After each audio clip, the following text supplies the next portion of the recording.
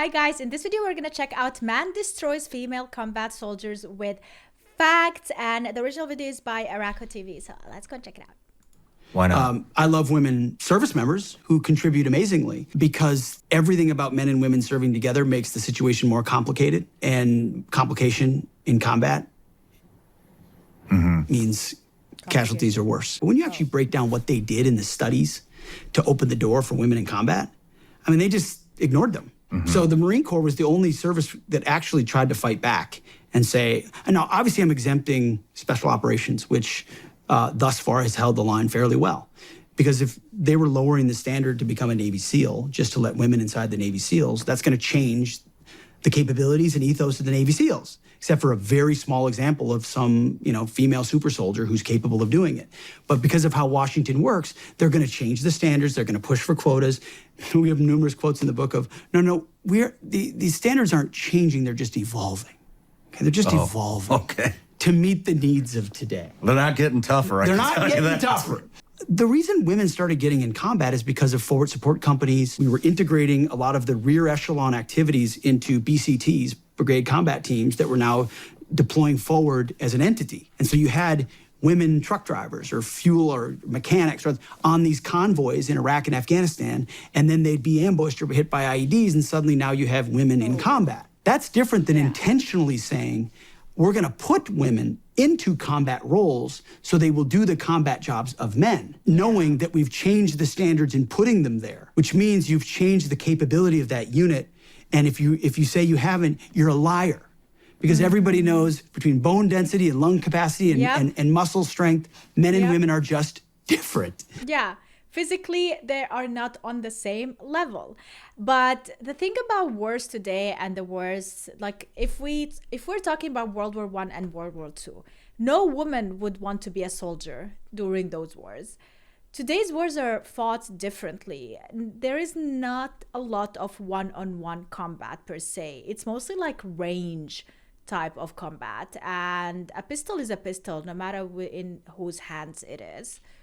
So I kind of do understand both perspectives here. And so if you want to, I'm okay with the idea that you maintain the standards where they are for everybody. And if there's some, hard-charging female that meets that standard, great, cool, join the infantry battalion. But that is not what's happened. Yeah. What has happened is the standards have lowered. I'm straight up just saying we should not have women in combat roles. It hasn't made us more effective, hasn't made us more lethal, has made fighting more complicated. Most of them actually a lot of them are pushed, I shouldn't say most, but many are pushed into a combat track because they're so highly capable. But if they had their first choice, it probably wouldn't be that. I mean, the Marine Corps did the study. Integrated units, meaning male, female, did drastically worse than all-male units. And you have a study, literally what I was saying, like if you are talking like this, you have a study, you try it, you test it out, and you have results, actual factual results. There is no need to talk further. Ray Mabus, who was the Secretary of the Navy in 2015, said, oh, fuck your study. We're doing it. Because that's what the Obama administration wanted. Take the assassination attempt of President Trump. I mean, in a perfect world, would you want to have like 6'3" guys guarding a 6'3" president? Well, I'll tell you what, it sure as hell doesn't make sense to have a 5'5" woman in there guarding a 6'2" man. Standards and capabilities have been subordinated to agendas. So Trump's new Defense Secretary Pete Hegseth has stirred the pot by saying women shouldn't be in combat roles. Why? Well, apparently biology is still a thing. Apparently, like no shit, Sherlock and every other detective. We have seen this thousands of times. It's just not possible. And if it was possible, we would not have a division. Like, we would not have a women's sport division and male, like, it would be women and male in one. Women aren't as physically capable as men, surprise, surprise, and lowering the standards to tick diversity boxes has made the military weaker. This isn't exactly rocket science, but some critics, fueled more by feelings than facts, seem to disagree. There are over 200,000 American women who serve in active duty service right now, thousands of them in frontline combat roles. You were one of them. Do your colleagues who sit with you on armed services believe that Mr. Hegseth's statement there is an issue that he needs to perhaps retract? Well, I think they need to because he's wrong. Our military could not go to war without the 220,000 plus women who serve in uniform. The women in our military does make us more effective. And so he's just flat out wrong. Our military could not go to war without the women who wear this uniform. And frankly, America's daughters are just as capable of defending liberty and freedom as her sons. I mean, if it's a number game, I would understand if, like, without women going to war, you would definitely face loss, then I would understand. But I don't think it should be the main choice. Of course, like, at the end of the day, people should have a choice to do whatever they want, but to accommodate for them just because they want to be something, or it's their hobby, or it's their dream to be as such, but efficiently it's not, like it's not efficient for them to be there, then, or there is no reason for them to be there, or they are taking a man's spot there who is probably stronger physically than they are. I think that should be in question. These things should be in question. There should be testing. They should go through everything on the same equal level as a man.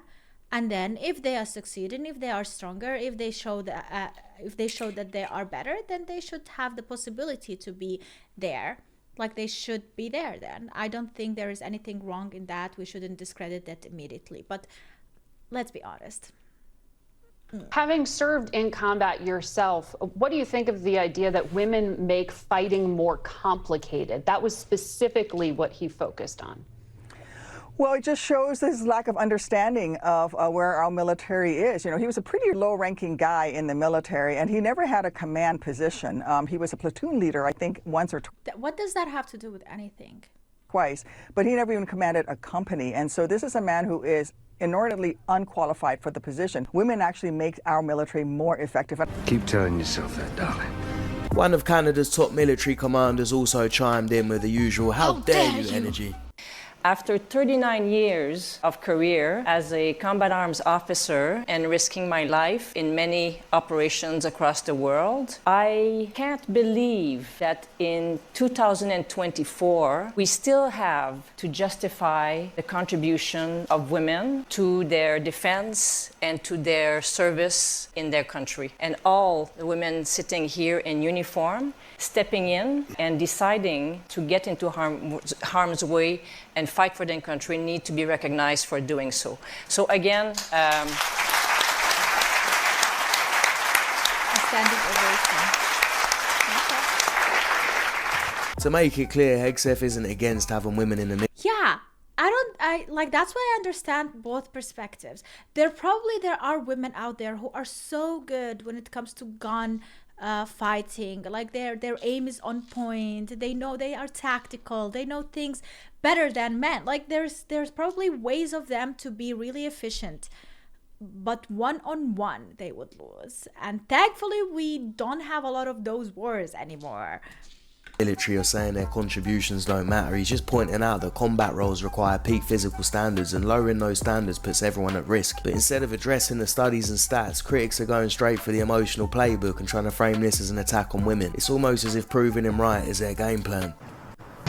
And no one's questioning the sacrifices women are made in service, but refusing to acknowledge the complications women in combat create. That's like insisting a square peg belongs in a round hole. I actually worked with Pete Hegseth on this very issue in 2014 when the discussion was first starting, before President Obama lifted the ground combat exemption for women. That's what we're talking about. We're not talking about pilots. We're not talking about submarines. We're not talking about ships, okay? We're talking about infantry men who go cave to cave and spend up to 6 months out into field operations where you're not even showering on a regular basis. It is one of the most detrimental jobs, most physically demanding jobs. And I will tell you, women cannot equally defend themselves against a fellow fighter who usually fights on methamphetamines. It's equivalent to putting a woman in a mixed martial arts cage with a man. Even the best female athlete is not going to be able to sustain herself. Why? Because we have 45% less muscle mass, 20% less lung capacity. I'm going to take it one step further. The Marine Corps was the only branch of service that stood up to President Obama on this very issue. They said, we're going to do a study and prove to you whether it works or not. 9 months, they went out into field operations. They had women graduate infantry training school. They enlisted and then went out to 29 Palms, one of the most desert training environments, and demonstrated whether women could sustain with men. The integrated units with women and men were only 60% effective compared to non-integrated, only male-based units. Even the most qualified woman is always going to bump a more qualified man. The women that have gone through infantry officers course always continue to fail until they had to modify the requirements in order to have women pass. And very small numbers have. And one of the first women who had already graduated the school already has had to be discharged because of the physical limitations that have had upon her body. They have 20 to 30% more physical injury. Why is that? We don't have testosterone and our muscles cannot recover. This female Marine who actually saw combat admitted it's not all it's cracked up to be. Captain Katie Petronio played ice hockey in college. She squats 200 pounds and benches 145 pounds. She's already seen combat, 2 tours, one in Iraq and an even tougher one in Afghanistan. She ranked 4th out of 52 candidates in officer candidate school. I wrote this article because 5 years ago, when I finished the basic school and just pinned on as an officer, I would have fully supported integration of females into the infantry. After 2 combat deployments, my perspective on this has completely changed. Women will go through this you combat. gotta put them in that situation in order for them to understand. Like, you can talk the talk and write your articles and have your opinions, but then once you are in it and you're so deep in it, then you start regretting what you said. Test, which has elements similar to the hand-to-hand combat shown here in this Army training video. And Captain Petronio worries that as the Department of Defense looks at ways to level the playing field for women, they may be harming female troops in the end. 2 combat tours taught her she wasn't physically as capable as her male counterparts. I found that I broke down and had muscle atrophy and weight loss at a much faster rate and noticeable rate than my male Marines. I found myself tripping constantly, my legs buckling, falling during firefights, having a hard time responding to enemy contact as far as my response time from when I initially got to country. Turns out war isn't about empowerment, it's about surviving. Lowering the standards to boost diversity might look good on a politician's resume, but on the battlefield it's the kind of move that gets people killed. Women don't belong in combat jobs. That's as simple as I can state that. Now JoJo here says a female member of my family served in combat. She went through the exact same rigorous training as her male counterparts. She passed all of it, and then she went out there and put her life on the line for all of us. So anyone who says women shouldn't serve in combat can fuck off. Well, I guess that means me, because JoJo, no, she didn't. Because in every school in the United States military, with the exception of Ranger School and other special operations trainings, the female standards are different. Are lower than the male standards. That's never should have been it. This is the major problem, you guys. There should not be different type of a standard is a standard, and there is no any other way.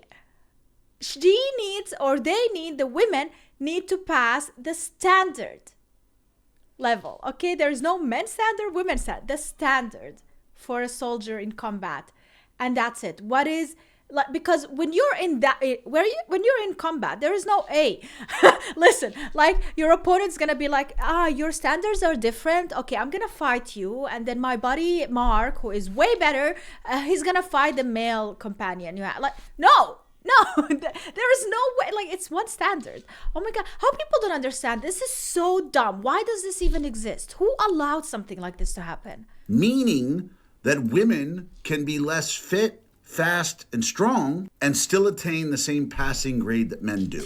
But when your standards are lower and you're not as fit, fast, or strong as your male counterparts, that makes you a less capable warfighter. That makes you lesser than. Now, JoJo, you want this to be true? That's fine. Give women the exact same physical standards that men have. Yeah. Make women achieve the same standards in the PT test, the same standards in everything we do, and then you'll have equality. No, women should absolutely not serve in combat roles in the military. And I say this as somebody that is a decorated U.S. Army infantryman. I had a combat infantry badge, and I have 2 deployments in the Middle East. Women should not be serving in combat roles because, number one, most of the time, they are just not strong enough to do so. Now, when I served in my infantry unit, it was all male. They do not allow women in the combat infantry. And one of the reasons is because they're not physically capable enough to do the job. And the push to shove women into combat roles in the military has nothing to do with whether or not women actually really wanted to do this. It has to do a lot with the woke agenda that has been pushed through the military during the Biden administration and probably over these past 10 years. And if you look into the women that really have been placed into these combat roles, all of the qualifications, both physical and everything else, have been lessened so that these women can be there and so that, you know, the Biden administration and all of these people could get some woke points. It's just not a place where women belong. And let's not forget the recent TikTok trend where women were panicking at the idea of being drafted. Suddenly a lot of the feminist rhetoric about equality and combat readiness seemed to vanish. Flashback. A new bill before Congress would require young women for the first time to register for the draft just like young men. What? Ladies 18 to 26, hope you're ready to get drafted. It is not just the boys. No, I can tell you right now you don't want me. Take one look at me. You think I can defend our country? I can barely defend myself in an argument. Why do women even have rights? I want to go back in time to when we had to be in the kitchen, no voting, no working. You know, the funny thing is that, okay, like, don't hate on me. But remember when women in the 50s had to take care of their children and cook and clean the house? Guess what, guys? We still have to do that, plus extra. It got worse. It got worse. The only thing I think is better is that we have the right, like if we are getting abused or whatever, then we have the right. Like the police listens to us. We as women have rights and we have the right to. Honestly, like fundamentally looking at it, Scheiße. It's got worse. We have to do much more. I have to work, plus clean, plus cook, plus raise a child, plus be a wife. Don't get me wrong, everything is 50-50 with my husband. He cleans too. He even cooks more than I do. But I still have to do these things, okay? If I would take it all. I would clean, I would cook, and if I don't have to work. But I have to work as well because one salary is not enough anymore. Now we both have to work. No rights. I'm fine with that. I don't want to go to war. I'll be in the kitchen making Pookie a sandwich until he gets back. Yeah. I'm cool with that. Drafted into what, my guy? I can't even argue with someone without crying. I'm going to show up in my UGG slippers, my Stanley Cup, with my Dyson Airwrap. I hope my acrylic nails don't fall. Who do you think you're talking to? We're literally all mentally ill. Disqualified. What the fuck? Yeah, no, sounds like fun. I should be free, but I did have a few quick questions before I committed to anything for sure. I'm not ready right now. I just woke up, I was gonna shower and wash my hair, but let me know where it is, and if I'm feeling up for it, maybe I can meet you at the battle. Big thank you to the uber feminists out there. You're the ones who are like, women can do anything. Yeah, I can do everything a man can do. No, you can't. Okay, well, had to open your big trap. Now women might be drafted in the military, and you can't even complain about it because you wanted this. You wanted equality for all. I don't want to be drafted. Look, in the interest of freedom, anyone who wants to join the military should be able to, provided they can meet the criteria and the standards. But when do we get to stop pretending that men and women are physically equal? They literally put Ted Cruz's quote about how women should never be in a circumstance to face hand-to-hand combat with a man as if he's wrong. Now when someone like Hegseth advocates for protecting women by removing them from dangerous combat roles, the same critics are up in arms again. God damn it! You can't make this shit up!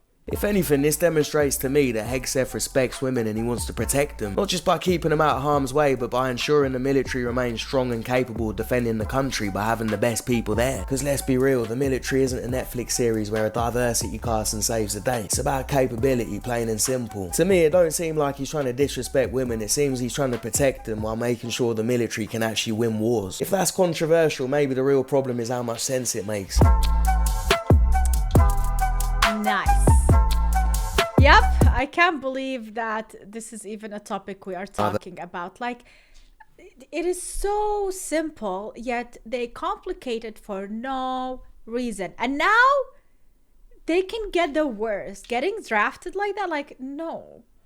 I hope in Germany something like that doesn't happen. Well, at least if it's until 26 years old, I'm fine. I'm 30 plus, I'm good.